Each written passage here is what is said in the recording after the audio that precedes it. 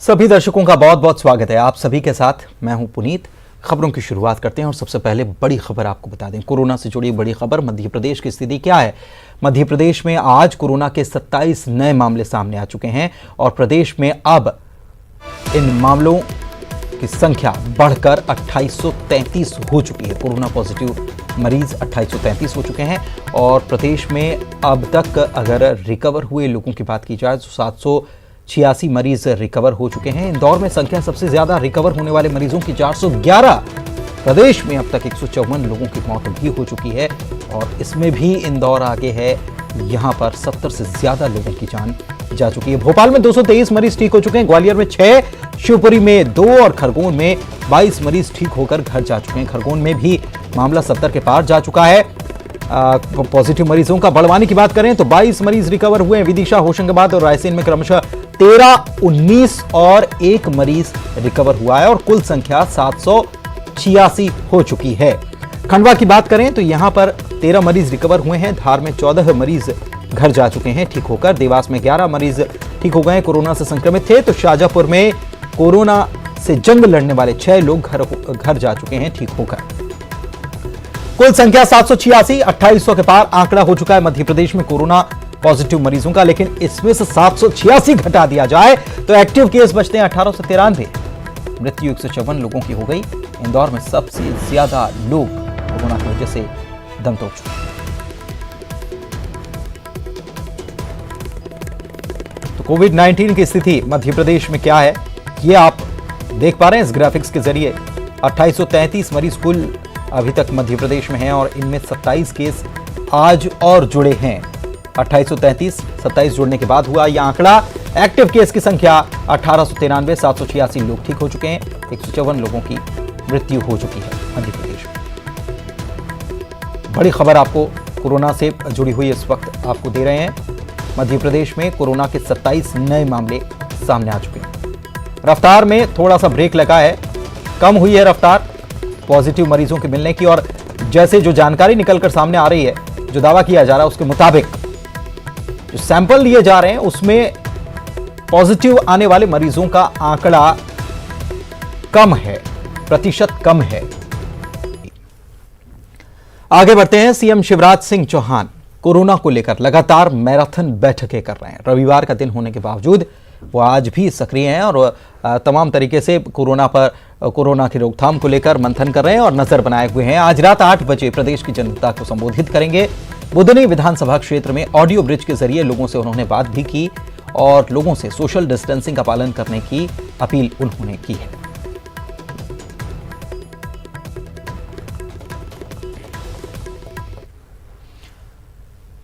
तो कोरोना को लेकर मुख्यमंत्री ने बातचीत की है बुधनी विधानसभा क्षेत्र के लोगों से। अपने क्षेत्र के लोगों से उन्होंने आज बातचीत की। उनका निर्वाचन क्षेत्र है और ऑडियो ब्रिज के जरिए हुई बातचीत में उन्होंने सभी से सोशल डिस्टेंसिंग का पालन करने की अपील की। न केवल अपने क्षेत्र की जनता से बल्कि पूरे प्रदेश की जनता से उन्होंने अपील की।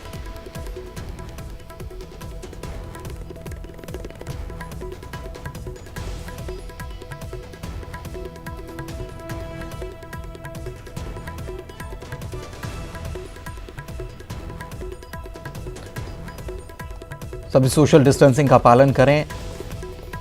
लॉकडाउन है तो घरों में ही रहें, बाहर ज़रूरत पड़ने पर ही निकलें। बाहर भी जो सरकार की तरफ से नियम बनाए गए हैं उनका ख्याल रखें। अगर कोई 2 व्हीलर पर है तो 2 व्हीलर पर भी एक ही व्यक्ति सफ़र करे। इसके साथ ही लॉकडाउन को लेकर जो नई लॉकडाउन पार्ट 3 जो शुरू हुआ है उसको लेकर क्या स्थिति रहने वाली है ये 8 बजे आज मुख्यमंत्री बताने वाले हैं। और इंदौर के लोगों के लिए यह बड़ी खबर आपको बता दें, इंदौर में लॉकडाउन और सख्त होगा, जरूरी है और इसीलिए 17 मई तक शहर में कोई छूट नहीं दी जाएगी। शहर में कोई छूट नहीं दी जाएगी। किराना दुकानें भी नहीं खुलेंगी। आपदा प्रबंधन की बैठक हुई थी जिसमें सरकार ने यह फैसला ले लिया है। जरूर ग्रामीण क्षेत्रों में कुछ राहत दी जाएगी लेकिन शहर में कोई छूट नहीं।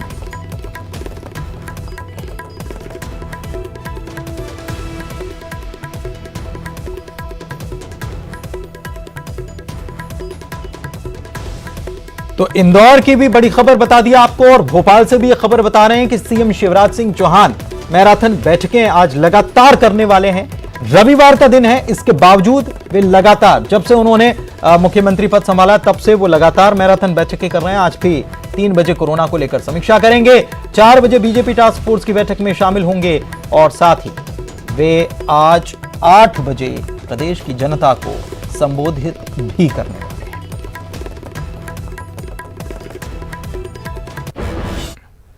और इंदौर की हम बात कर रहे थे तो इंदौर में लॉकडाउन और सख्त होगा और 17 मई तक, ये लॉकडाउन पार्ट 3 जो है ये 17 मई तक है, लेकिन 17 मई तक शहर में कोई छूट नहीं मिलने वाली, पूरी तरह से सख्ती रहेगी। किराना दुकानें भी नहीं खुलने वाली हैं, पूरे शहर में यह सख्ती है। आपदा प्रबंधन की बैठक में सरकार की तरफ से यह फैसला ले लिया गया है। इंदौर में जो पहले से लॉकडाउन के नियम थे उन सभी का पालन होगा, किराना दुकानें तक नहीं खुलेंगी। अभी तक यह व्यवस्था इंदौर में थी कि वहां घरों तक सब्जियां निगम की तरफ से पहुंचाई जा रही थी, आप ऑर्डर कीजिए घर तक लाके दी जाएगी। वही स्थिति है, सामान घर तक लाकर दिया जाएगा, वही परिस्थिति बनी रहेगी शहर में। गांव में जरूर थोड़ी सी छूट दी जा सकती है, लेकिन शहर में 17 तारीख तक लॉकडाउन बदस्तूर रहेगा। हालांकि रेड जोन भी, जो कुछ रेड जोन है वहां यह कहा जा रहा है कि केवल कंटेनमेंट एरिया जो है वहां तक सीमित किया गया और बाकी जगहों पर कुछ छूट दी गई है रेड जोन में भी, लेकिन इंदौर में पूरी तरह से सख्ती रहेगी और सख्त लॉकडाउन बना रहेगा 17 मई तक। इंदौर के लोगों के लिए बड़ी खबर आपको बता दें।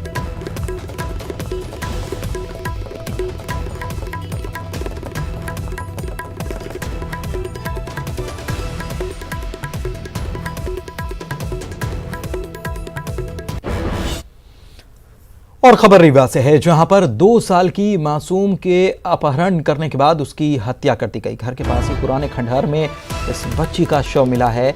घर के बाहर खेलते वक्त कल शाम ये बच्ची गायब हो गई थी, इसे अगवा कर लिया गया। पूरे मामले की जांच में पुलिस जुटी हुई है।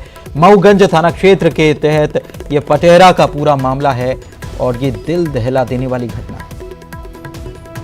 इस कोरोना काल में, इस लॉकडाउन के दौरान ही ये घटना सामने आना ये अपने आप में हैरान भी करती है। ये रीवा से ये बड़ी खबर बता रहे हैं कि 2 साल की बच्ची, मासूम बच्ची, उसे अगवा कर लिया गया, उसकी हत्या कर दी गई। घर के पास ही पुराने खंडहर में बच्ची का शव मिला है और खेल रही थी ये कल शाम को, इसी दौरान गायब हो गई थी। अर्पित हमारे सहयोगी हमारे साथ जुड़े हुए हैं फोन लाइन पर। अर्पित, ये किसने इस वारदात को अंजाम दिया? बड़ी हैरान कर देने वाली ये घटना है, दुखद खबर। 2 साल की बच्ची को मौत के घाट उतार दिया गया अगवा करके।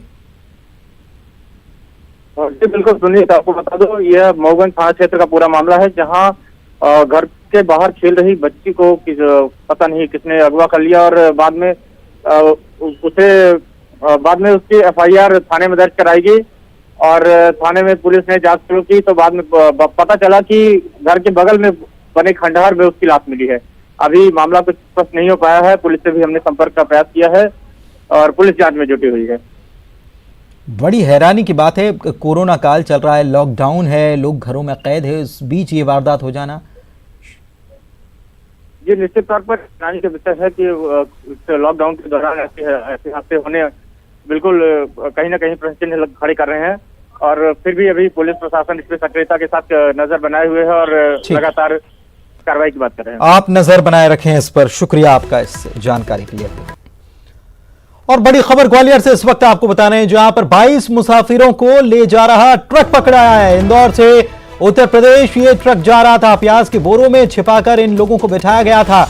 ये छतरपुर, इटावा और मैनपुरी के निवासी बताए जाते हैं। कंपू पुलिस ने शिवपुरी लिंक रोड पर इन्हें पकड़ा है, इस ट्रक को पकड़ा है। पुलिस ने ट्रक चालक पर मामला भी दर्ज कर लिया है।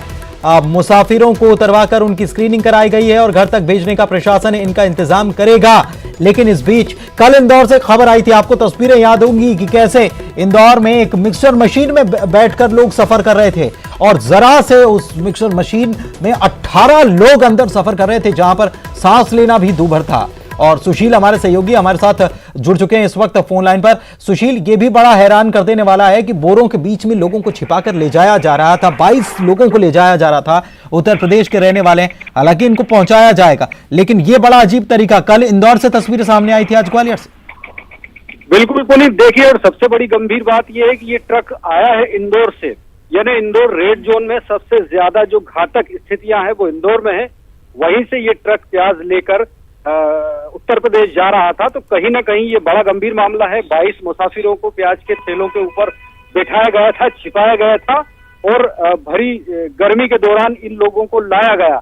और ये भी बात सामने आई है कि ये लोग मजबूरी में अपने घर लौटने वाले थे। यही वजह है कि इन्होंने हजारों रुपये प्रति यात्री के हिसाब से ट्रक चालक को भी दिए हैं। तो कहीं ना कहीं बेहद गंभीर मामला है। जैसे ही शिवपुरी लिंक रोड पे इस ट्रक को पकड़ा गया, सभी मुसाफिरों को उतारकर पुलिस ने विश्वास में लिया। उसके बाद इनकी स्क्रीनिंग कराई गई, इनको भोजन कराया गया है और आश्वस्त किया गया है कि इनको इनके गृह जिलों तक, घरों तक पहुंचाया जाएगा प्रशासन के वाहनों के जरिए स्वस्थ स्थिति देखने के बाद। लेकिन ट्रक चालक के खिलाफ भी मामला दर्ज कर लिया है। और कहीं ना कहीं ये बेहद गंभीर मामला है कि इंदौर जैसी जगह से इतने लोगों को लाया जा रहा है और वो भी इनसे लाखों रुपए एक तरह से वसूले गए हैं 22 लोगों से।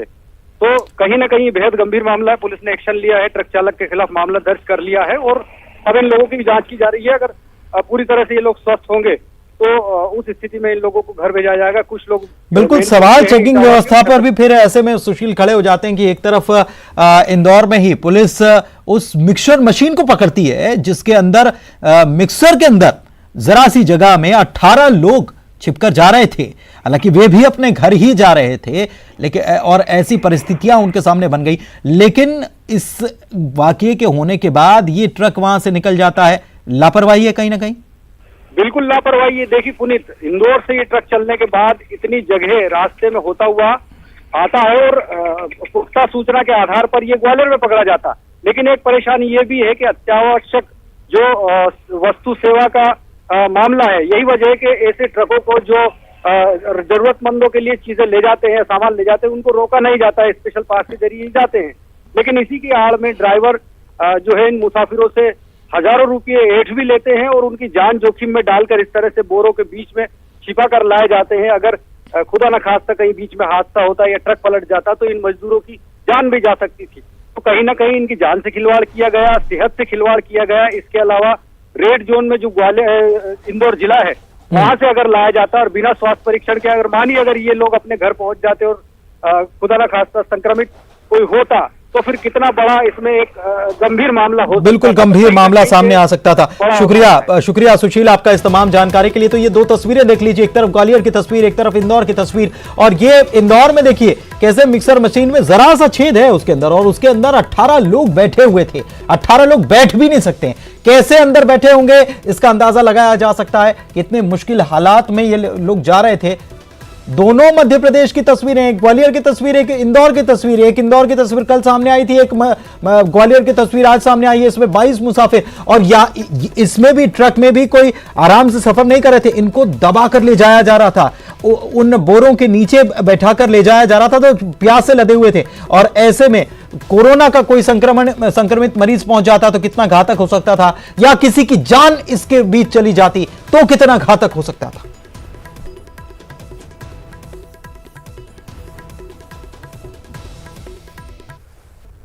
आज पूर्व सीएम कमलनाथ ने वीडियो कॉन्फ्रेंसिंग के जरिए प्रेस कॉन्फ्रेंस की थी।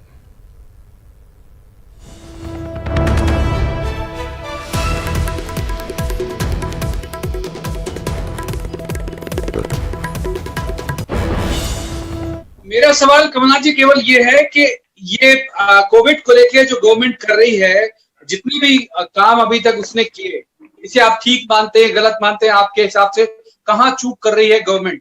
और दूसरा यह कि यदि सरकार आपकी होती तो इस महामारी से निपटने के लिए आपके स्टेप क्या होते? सबसे पहले तो मैं कहना चाहता हूं कि शिवराज जी ने 23 मार्च को कहा कि कोई टेस्टिंग नहीं हुई। या तो उनको जानकारी नहीं, या तो ये बात बिल्कुल झूठ है। पहला टेस्ट 19 मार्च को निरथ में हो गया था। आज जो डिले हुआ है टेस्टिंग में, आज कैसी टेस्टिंग हो रही है? टेस्टिंग रिजल्ट 10 दिन बाद होता है। 10 दिन में जिसको कोरोना नहीं होता उसको अस्पताल में हो जाता है, जिसको कोरोना हो गया होता है उसकी मृत्यु हो जाती है। तो ऐसा प्रबंध करना था कि हमारे पास ventilator, kits, PPE, test kit सब उपलब्ध होते हैं। राजधानी रायपुर के एम्स के कोरोना वॉरियर्स आज उस वक्त भावुक हो गए जब सेना के विमान ने उन पर फ्लाई पास्ट के जरिए फूल बरसाए। सुबह 10:30 बजे सेना का विमान जैसे ही एम्स के ऊपर पहुंचा, कोरोना वार्ड के बाहर खड़े एम्स के स्टाफ ने तालियां बजाकर सेना के विमान का स्वागत किया। दिन रात सेवा में लगे डॉक्टर्स, नर्स, पैरामेडिकल स्टाफ, पुलिसकर्मी और सफाई कर्मियों के उत्साह और सम्मान के लिए भारतीय सेना ने फ्लाई पास्ट किया और फूल बरसाए। रायपुर के एम्स अस्पताल के ऊपर वायुसेना के हेलीकॉप्टर के जरिए फूलों की बारिश कर इन कोरोना वॉरियर्स का सम्मान किया गया। इनके अलावा आम लोगों ने भी घरों की छतों पर खड़े होकर तालियां बजाई। एम्स के स्टाफ का कहना है कि ये बेहद ही भावुक कर देने वाला पल है। इस वक्त हमारी ड्यूटी नहीं है, लेकिन हम भी छतों पर खड़े थे क्योंकि ये भी हमारे लिए गर्व का क्षण था। राजधानी रायपुर का ये एम्स है और उसके बाद आप देख सकते हैं कि वायुसेना का जो विमान है वो आया हुआ है और एम्स जो कोरोना वॉरियर्स है उनके ऊपर में फूल बरसाए जा रहे हैं। फूल बरसाए गए। पूरे देश भर में जो है वायुसेना सलाम कर रही है उन कोरोना वॉरियर्स को जो कोविड-19 है उसको लेकर लड़ रहे हैं और लगातार जो है वो कोशिश कर, अगर बात करें तो मरीजों को ठीक करके भेज रहे हैं। राजधानी रायपुर का अगर हम बात करें, छत्तीसगढ़ का रिकॉर्ड पूरे देश की तुलना में काफी अच्छा है और लगातार यहां से मरीज ठीक होकर जा रहे हैं।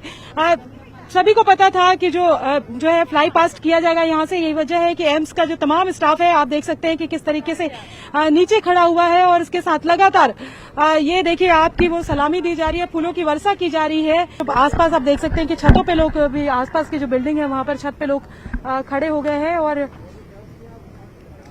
उनकी वो देखने की कोशिश कर रहे हैं, क्योंकि अपने आप में एक रोमांचक और भावुक कर देने वाला भी समय है। तो जाहिर तौर पर लोगों को काफी खुशी हुई और हम बात करें तो एम्स का जो है, एम्स का कहना है कि वो भी गौरवान्वित महसूस कर रहे हैं। कैमरा पर्सन राजेंद्र के साथ ममता लांजा, न्यूज़ 18 छत्तीसगढ़, रायपुर। में पिछले 24 घंटे में कोरोना संक्रमण का कोई नया मामला नहीं आया है। प्रदेश में कुल 43 मरीजों में कोरोना की पुष्टि हुई है। इनमें से 7 लोगों का इलाज जारी है। 36 लोग ठीक हो चुके हैं, घर जा चुके हैं। प्रदेश में अभी तक 18,881 संदिग्धों का टेस्ट हो चुका है, जबकि 875 लोगों का टेस्ट किया जा रहा है।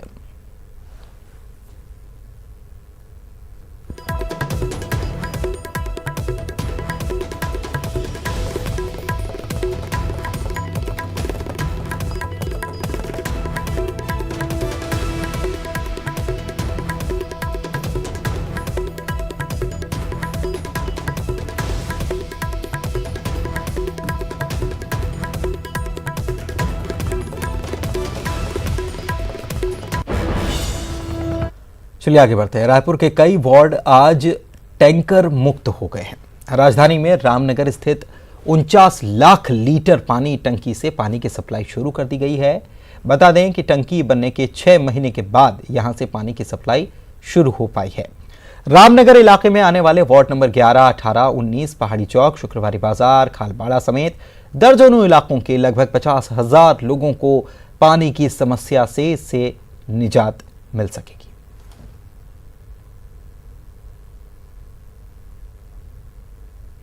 टैंकर मुक्त बनाने की कोशिशें पिछले कई सालों से की जा रही है, लेकिन बावजूद इसके इस साल भी टैंकर मुक्त राजधानी नहीं बन पाई है। इस बीच एक अच्छी खबर ये भी है कि रामनगर की जो पानी टंकी पिछले 6 महीनों से बनकर तैयार थी, वहां पानी की सप्लाई शुरू कर दी गई है। महापौर एजाज ढेबर और इलाके के विधायक विकास उपाध्याय ने इसकी शुरुआत की है, जिसमें लोगों के घर अब पानी सुचारू ढंग से पहुंच पाएगा। इससे गुढ़ियारी और रामनगर इलाके के आसपास के तकरीबन 3 से 4 वार्ड की जनता लाभान्वित होगी। तकरीबन 50,000 लोगों के घर में पानी पहुंचेगा। लेकिन अब भी ये कह पाना मुश्किल है कि क्या टैंकर मुक्त राजधानी का सपना साकार हो पाएगा या नहीं, क्योंकि कई पानी टंकियों से अब भी पानी की सप्लाई शुरू नहीं हो पाई है। एक एक करके नगर निगम ये कोशिश कर रहा है कि लोगों के घरों तक पानी पहुंचाया जाए और पानी टंकियों को शुरू किया जाए। लेकिन हर साल जिस तरह की तस्वीरें देखने को मिलती है, शायद वो तस्वीरें अब आने वाले समय में देखने को नहीं मिलेंगी। देवव्रत भगत, न्यूज़ 18, रायपुर।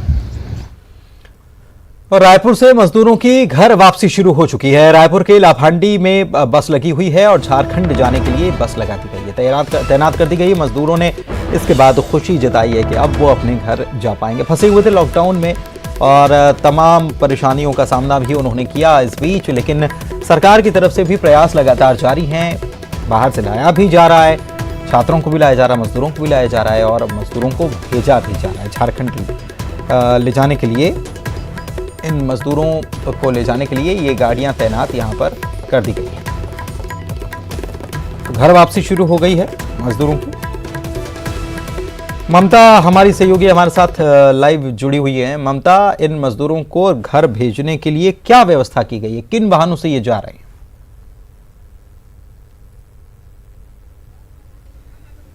देखिए, राजधानी रायपुर का ये राधा स्वामी सत्संग जो भवन है वो है। यहाँ पर 6 जो बसें हैं वो फिलहाल अभी लगी हुई हैं और 6 जिलों के जो लोग हैं उनको बसों के भीतर बिठा दिया गया है। मैं अपने कैमरा पर्सन से कहूंगी कि वो आपको दिखाने की कोशिश करें। अंदर आप देख रहे हैं कि एक बस जो है वो नजर आ रही है। लगभग 6 बसें जो है वो उनके भीतर जो है वो मजदूरों को बिठा दिया गया है और 6 जिले के जो मजदूर हैं अभी भी लगातार आप देख सकते हैं कि मजदूर यहाँ पर पहुंच रहे हैं और इसके बाद इन मजदूरों की जो घर जो है वापसी है वो रवानगी होगी। और इसी तरह से अलग अलग तरीके से अलग अलग जो जिले हैं उनके मजदूरों को सूचित किया जा रहा है। यहाँ पर लिस्टिंग की जा रही है और उसके बाद में उनको घर भेजा जा रहा है। मजदूरों का कहना है कि वो काफी परेशान थे, लेकिन अब उनकी झारखंड सरकार ने वहां से बसें भेजी है, तो अब एक राहत वाली बात है कि वो अब अपने सुरक्षित घर पहुंच पाएंगे, क्योंकि घर वालों के भी लगातार फोन आ रहे थे। ये जरूर है कि तेज धूप है, यहाँ पर लंबी कतारें लगाकर मजदूरों को खड़ा होना पड़ा था और अभी भी जो मजदूर हैं वो यहाँ पर पहुंच रहे हैं। हालांकि एक चीज थोड़ी दिक्कत वाली ये है कि सूचना जो है वो सही ढंग से कई बार मजदूरों के पास नहीं पहुंची, तो तमाम जो मजदूर है वो चूंकि घर वापसी की बात जो पहुंची है तो लगातार बड़ी संख्या में मजदूर यहाँ वहां से सब दूर से यहाँ पर पहुंच रहे हैं, तो ये थोड़ी सी दिक्कत हो रही है। हालांकि एसडीएम जो है उनका कहना है कि एक एक करके जो बसें आती जा रही है, जितने ज्यादा मजदूर जैसे जैसे मजदूर आ रहे हैं सबको शिफ्ट करने की कोशिश की जा रही है। तो एक अच्छी बात ये देखी जा सकती है, क्योंकि लगातार जिस तरह से मजदूर घर वापसी के लिए पैदल चल रहे थे, छोटे छोटे बच्चों को लेकर गर्भवती माताएं चल रही थी और उनकी जान पर भी बना रही थी, लेकिन ऐसे में अब ये जो वापसी शुरू हुई है वो एक राहत बड़ी बात है। जी, उम्मीद की जानी चाहिए कि बाकी मजदूर भी जो फंसे हुए हैं बहुत जल्दी वो भी अपने घरों तक पहुंच जाएंगे। शुक्रिया आपका इस जानकारी के लिए। और कश्मीर से बड़ी खबर आपको बता दें, हंदवाड़ा में आतंकियों से मुठभेड़ में लश्कर कमांडर हैदर मारा गया है। सूत्रों के हवाले से ये बड़ी खबर आपको बता दें, लश्कर का ये कमांडर था और हंदवाड़ा में आतंकियों से जो मुठभेड़ हुई इसमें इसे ढेर कर दिया गया। बड़ी खबर निकलकर सामने आ रही है। जम्मू कश्मीर के हंदवाड़ा में मुठभेड़ हुई थी, एनकाउंटर हुआ था और इसमें हमने हमारे सेना के 2 अधिकारियों समेत 5 लोगों को खो दिया। इसमें 2 जवान थे, 2 सेना के अधिकारी, एक मेजर, एक कर्नल और एक जम्मू कश्मीर पुलिस के अफसर थे। और इसी के साथ इस बुलेटिन में फिलहाल इतना ही, लेकिन न्यूज़ 18 मध्य प्रदेश छत्तीसगढ़ पर खबरों का सिलसिला जारी है। ब्रेक के उस पार भी मुझे दीजिए इजाजत। नमस्कार।